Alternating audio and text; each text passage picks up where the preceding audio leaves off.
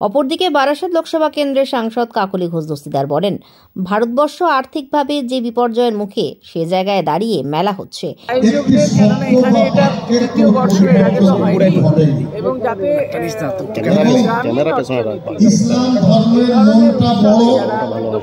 সকলকে নিয়ে চলতে চায় এবং এই ধরনের উৎসব করে অর্থনীতি যে চাঙ্গা করা যায় তা দেখিয়ে দিয়েছেন রাজ্যের মুখ্যমন্ত্রী মমতা বন্দ্যোপাধ্যায়। এক্ষেত্রে ক্ষুদ্র ও মহিলা পরিচালিত ছোট ছোট শিল্পকলা তার মাধ্যমে অর্থনীতি চাঙ্গা করা সম্ভব।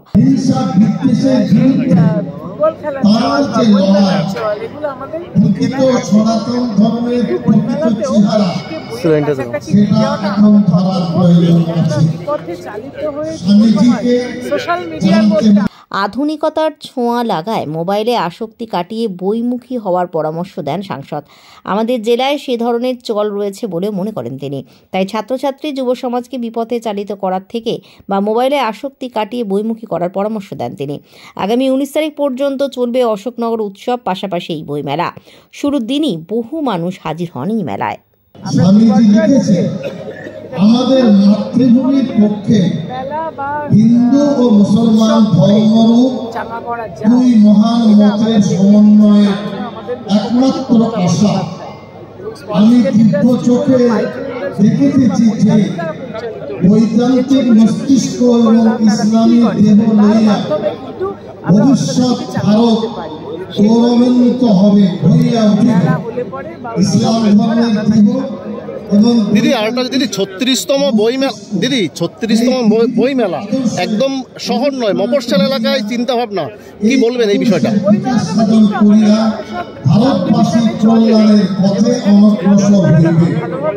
এটা লন্ডনে বক্তব্য মহেন্দ্রনাথ দত্তের লেখা কথা আমি আপনাদের সামনে বলছি। এটা বলার কারণ প্রকৃত হিন্দু ধর্মের পরিচয় পাওয়া যায়, পরিচয় পাওয়া যাবে মূল্যবোধে, পরিচয় পাওয়া যাবে ভ্রাতৃত্ব বন্ধনে, পরিচয় পাওয়া যাবে একসাথে কিভাবে চলা যায়। আজকে অভাব দিদি, বাংলাদেশের যা পরিস্থিতি, সীমান্ত এলাকায় বারবার কাঁটাতার দিতে গেলে বাধা দেওয়া হচ্ছে বিএসএফকে, কি বলবেন?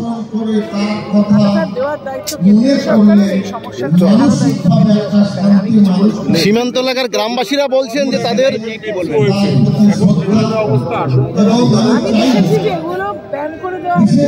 হিন্দু ধর্মের প্রতি তাদের বিশ্বাস, লেখা বইগুলো পড়ুন।